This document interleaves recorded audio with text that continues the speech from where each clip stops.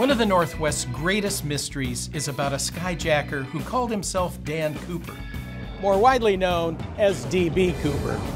On November 24, 1971, Thanksgiving Eve, Cooper threatened to blow up a Boeing 727 bound from Portland to Seattle unless he was paid $200,000 in $20 bills. He sipped from a bourbon and soda, got the money and some parachutes, then jumped into history. To my mind, his outrageous crime is not even the most odd thing about his story.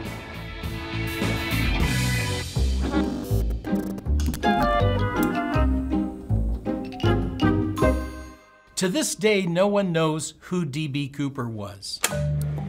The name he gave for his airline ticket was Dan. The name D.B. was said to be a media mistake, but it stuck. For the last 50 years, people have been trying to find Cooper, not unlike Bigfoot hunters.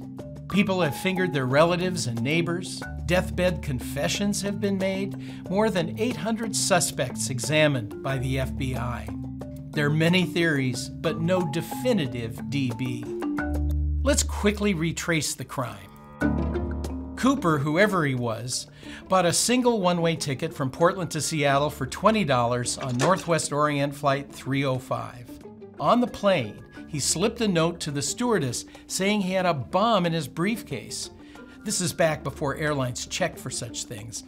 Seeing what looked like a bomb, the flight attendant conveyed to the captain that the man in his mid-40s of medium height and build with brown eyes and a black suit wanted the airline to cough up $200K, refuel the plane, and fly him to Mexico City. He wanted 2 parachutes with 2 reserve chutes, just in case. Why?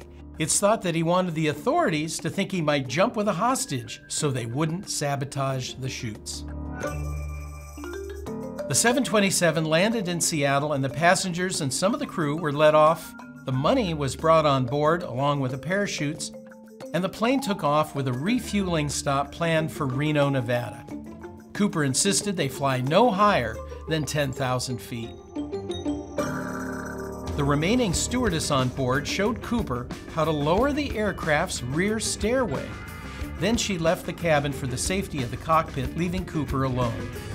When they landed in Reno, Cooper, a chute, its backup, the bomb, and the money were gone. The hijacker had jumped mid-flight somewhere between Seattle and Reno. He left his clip-on tie behind. A massive manhunt ensued with focus on southwestern Washington. It was theorized that Cooper must have been a former paratrooper or military man, even an airline employee. Searchers scoured the woods for his chute and loot, or his body. It was speculated that he went splat, jumping at night in high winds during a thunderstorm with cloud cover so he couldn't see the ground. He could have landed in the deep forest or the Columbia River. After the jump, the rest of us were left looking for answers. The FBI kept the case open, running down tips and leads. In 1980, a boy digging a fire pit on the Columbia River beach on the Washington side at a place called Tina Bar dug up $5,800 in ratty, deteriorating $20 bills whose serial numbers matched those on DB's ransom money. The money was still bound in rubber bands. Cooper was a mainstay on the FBI's most wanted list, but in 2016 they announced that they were focusing their energies on other priorities. But he's still a wanted man. If Cooper landed safely, and if he's still alive, he'd be in his mid-90s by now. If he came forward, he'd be flush in celebrity and facing his twilight years in Club Fed. To me, the oddest thing about the D.B. Cooper case is the public response to it. After Cooper's, there were at least 24 hijackings that featured copycat demands for ransom and parachutes. So while some people wanted to catch D.B. Cooper, many others dreamed of being D.B. Cooper. Back in 1971, when people first heard about him, he actually had a great deal of public sympathy. Only 4 days after the hijacking, an article in the Seattle Times collected the thoughts of what the person on the street in Seattle thought about the crime. A taxi driver told the paper's reporter, You've got to admit he was clever. The way I see it, anybody smart enough to take $200,000 just like that ought to make a clean getaway.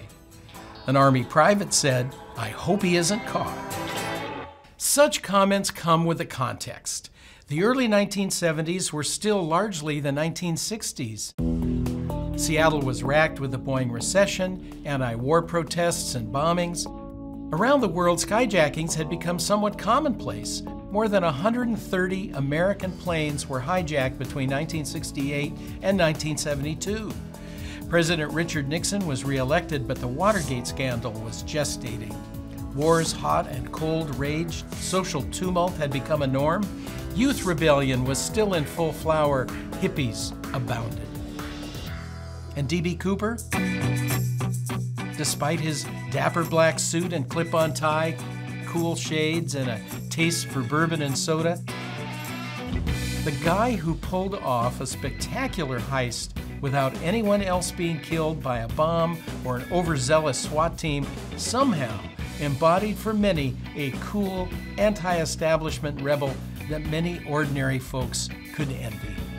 And like any great performer, D.B. Cooper made a dramatic and memorable exit that we're still talking about half a century later.